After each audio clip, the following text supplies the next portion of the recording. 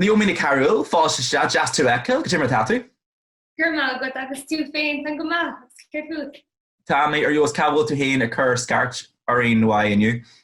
Tá mé limnach faoi láthair, so tá aimtre go háling buics le dia.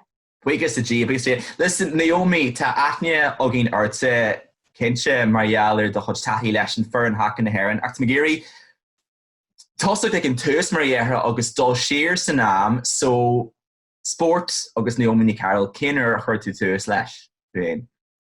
Hostig mé gimmert nar bhí mé sa bun scoil le machara a mór na chra. Ní raibh sim ag mo tiismóir nó ag mismóir nó fiú ag mo grafóir nó ag mo ghair. So Micheál arhí hosímar a gimmert leis na buclí ar scoil agus in díog hosímar a gimmert cmógéta le na píirseig agus sin an fá go bhfuil an fós a gimmert is dócha Micheál arhí. Agus is cúpla bíon in díog ar hos mé gimmert Haca. So ní ag an tús scrum mé gimmert Haca ar curbe.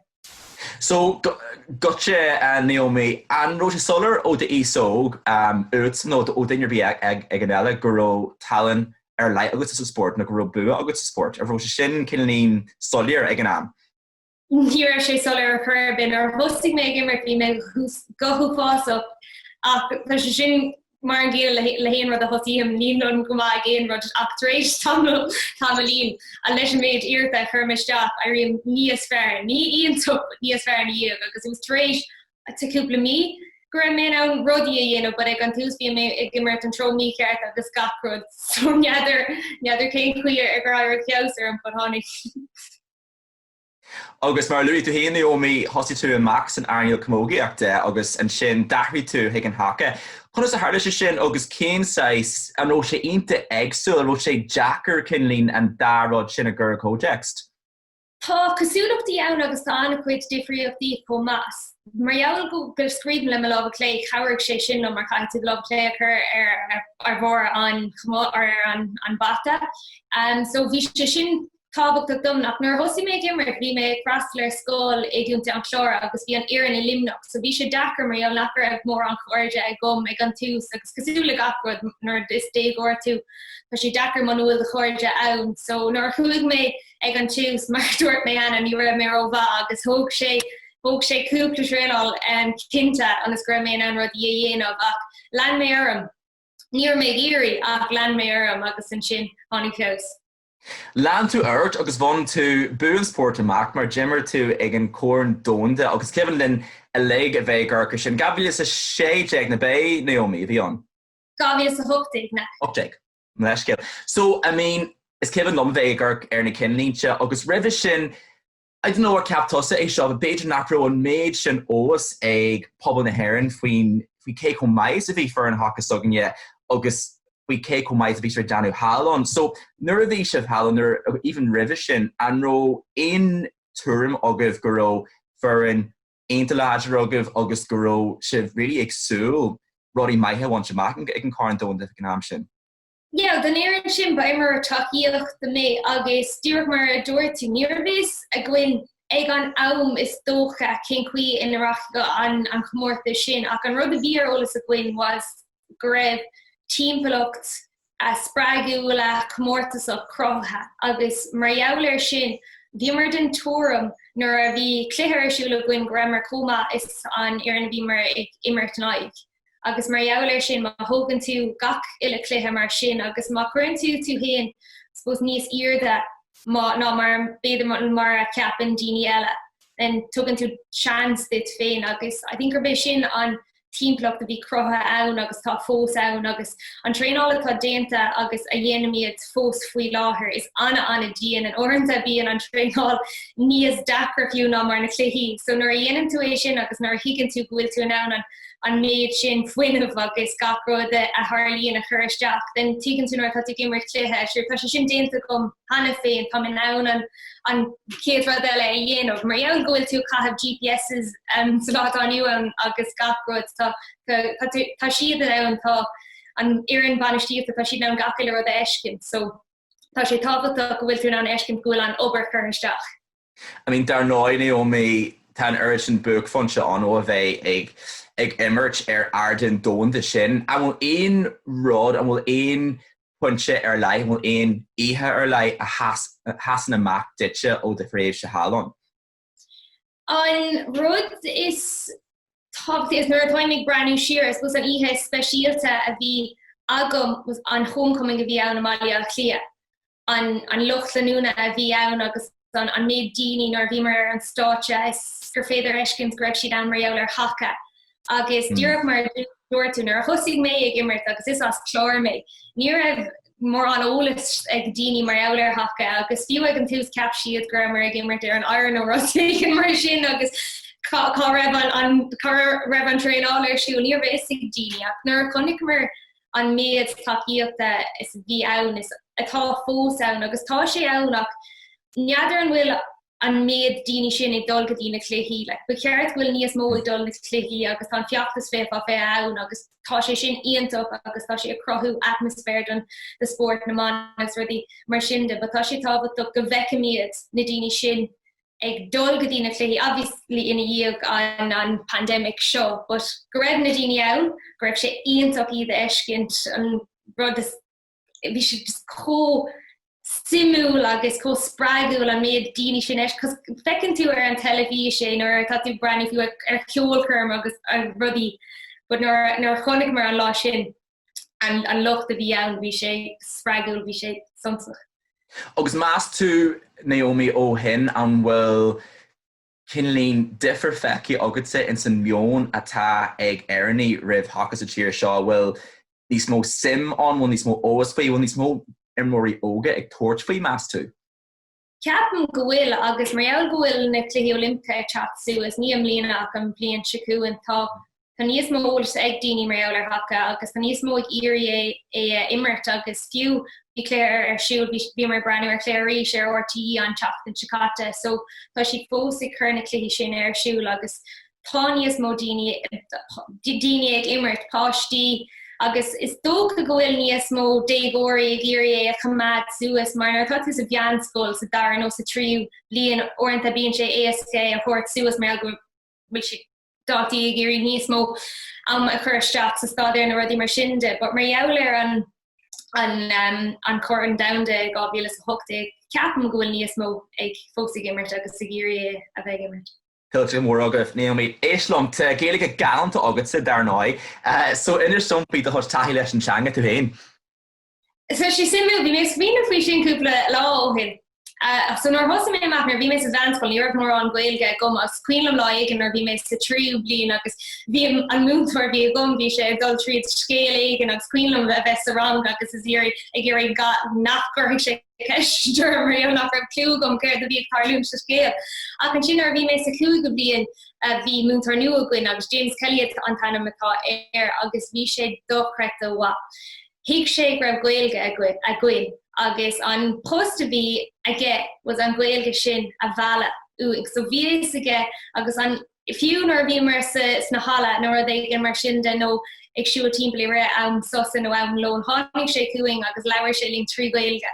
Agus sin an fá gur chur mé si is Gaeilge mar ábhar gur mé géirí bheith mar bhúntar Gaeilge ar scóil agus mar bhúntar agus cúpla bliain na dhiaigéis sin cumá bhí méid obair leis i goláiste Labhraíonn. So sppraig sé an Gaeilge sin cumá agus go raibh mé an ann a bheith ag caint Gaeilge gach le lá ar feadh was a gabhí a bhí mé ann. So Micheál air is dócha sin an bhá go bhfuil ag fósaigh obair trí Gaeilge le. Tá sin dá cred, I mean Micheál ar an múinteoir seo is dó thug sé héana an misneach agus sppraigad it. So níró a díomh do chuilrise agus do asclúpas agus riile Naomi níró mar an Gaeilge agad sé nó níró mar an Gaeilge in sin an ró. Ní raibh bhí mé ar scóil agus bhí Gaeilge gom don céad bhíon dar bhíon dúrchasú le cuile duine eile ach ní raibh sima gom agus bhí sé teachar dom í a hiiscint go dtí go raibh an múinteoir sin a gom agus is tócha gur hiic sé go raibh an Gaeilge sin agam agus go raibh sima gom agus sppraig sé an Gaeilge agus bhí sé iontach agus tá sé fós. Gapar bhí me caint leis fós is trí Gaeilge, so an cadrib sin a chroigh sé. Agus I mean ag éiste agus ag cansla tá ardcaid an Gaeilge agad cinse, so I suppose I gur arrátar an tréimh sin cumáid Naomi arrastal tú ar le héad chlás a saoire, cénsáis rudí ar an tíomh, is dógur ó sim agus sa culpa leis an cmóí ar cumáid naró agus codí sé sin leat. Tá, agus cinnta agus tá piasa dénta gom le Labhraíonn na Gaeltachta agus chuir an bhíonn sicáte rinne mé rud leat le blog agus chuirtha leis na Gaeltachtaí, so tá rudí ann agus like doscail sé doirse dumsa agus is glóigh sé doir siad de cuioine eile má chuireann siad an iarracht isteach dúirt mar a dúirt mé agus má tá simlacha go leanann siad leis an sim sin. Is Aborigination Naomi? Nuala ma fóst, man raibh Gaeilge agam ní bheith ag obair is scoilíonach go scoil Gaelchlás limní i limnach slí batá sé ionach agus an iarrainn atá ann agus an sí áling an Gaeilge chlóisiint agus a bheith ann Gaeilge a bheith ará goin gafa le lá agus a bheith caintí. Go dtíar géis tá tusa inis an tí bheile den seomarange, nu mit tusa as cóir na daltaí. Céir de cap so is cinse gur géasco atá gaisin seo so tachan bud deanta trí bhean na Gaeilge. Céir a capan tusa ar cénsáis mion atá ag daoine óga éireannach sa látá nniuchon rivan teanga, bhfuil sé athraithe ó dá ísóg más tú, bhfuil fiosig teacht, bhfuil néadúig teacht ar in méid simata an ceannas a dhéanana chuir sééis tú héanaar. Tá sé dachar an ceis sin ar agart agus ceapan go bhfuil fiosig teacht ar iátí ó chéamh cumarsáide. So fios a seomranga cuts in our school, neither we got a school, but in our school, every adulty Gaeilge sa seomranga. Agus tá sé sin ionach agus spragan sé in adulty onas is gur féad nor bhíonn siad sa seomranga ach cosún le daoine eile nar atá siad sa pasáiste agus cosún an féin ar bhualam le daoine agus má hosaí amach i caint trí bhéirla agus sin an cadre betá crotha. Nóir a héan túrás agus nar dhéon tú iarracht Gaeilge leabhart bíonn sé níos dachar agus caiithh tú héana stóra go dtí an Gaeilge sin a leabhart. So le a dégóirí agus le daltaí orintanta ar bhualann siad le daoine cosníonn siad amach le béirla agus caiithh siad héana stóra onas gur féidir le Gaeilge a leabhart. Ach nóir thosaíonn siad ag leabhart as Gaeilge agus nóir a thosníonn siad agus nóir hagann sé níos ná dúirtha sin, Irene sin níos éasca agus fecinn tú an fios sin atá tacha cú. Is ar an pointe sin Naomi stocha go bhfuil an ardán agad sa cóirle maithhortain seo. Cén cóirle a thuirthas thuhéin dá chinne óga ar buí a míonn sin atá beidir ag smaoinemh faoi tuairt faoi obair in airneal na Gaeilge nó beidir ag smaoinemh faoi cursa dhéanamh san nóscoil, cén cóirle a bheits agad sa dóibh siúd. An cuairle atá gom ná an Gaeilge leabhart agus cleachta dhéanamh air agus má dhéann tú botún leanart mar má tá tú a caint le daoine agus má tá siad níos fearr is féidir le cabhar chóir dit agus mar dhealbhfuil tú caint as Gaeilge teoigh sé níos tapúla cuat agus an sinar tá tú caint gacha le lá fiú cuaig nó den nó méad Irene sé Irene tú níos fearr agus tagann sé níos fearr cuat agus an sin tá sé níos éasca an teanga úsáid. Ráte go jazz agus an sin Naomi. So golia tá an saoire linn, creid an creid. I know go rudí ionta aiste go mléana bhfuil aon plan agad hain don mí limsa. Ní mar an, tá mí déanamh péinteáil faoi láthair agus rudí. Oh well. Agus tá cearcha gcuin agus léana sa bháile sa tá mí déanamh bhí bad níos mó Imreoirta ná a déanta gom riamh na héal so. Ní drochrodéis sin Naomi, ní drochrodéis sin. Táim gnóth go siúid tá si dáling tá si dá bheog.